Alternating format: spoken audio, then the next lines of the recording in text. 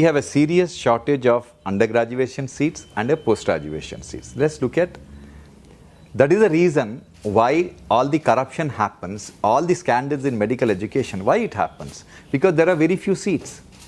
If 10 lakh people apply, if there are only 60,000 seats, naturally there will be a lot of money changing hands. Now, first thing is how a medical college is built. It costs 400 crore rupees to build a medical college.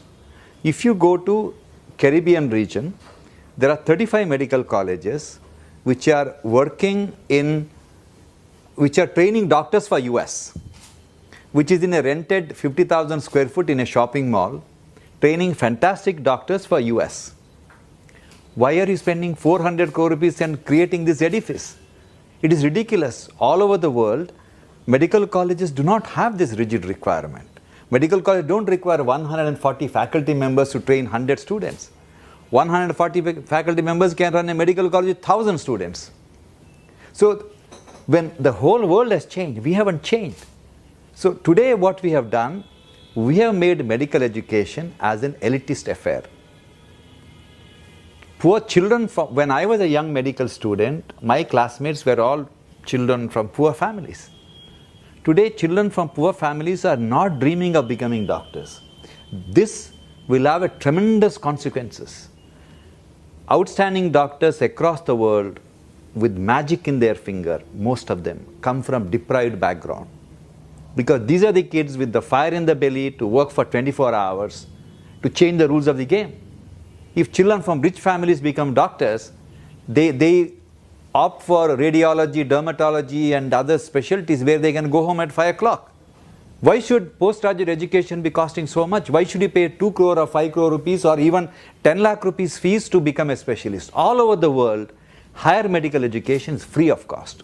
So essentially, the problem is, all the problems what's happening in the healthcare is not because of the government. It is because the privileged society doesn't ask the right question. Why every 12 minutes a pregnant lady should die during childbirth? Why 3 lakh children die the day they are born? Why 1.2 million children die before celebrating the first birthday? It is unacceptable. Why?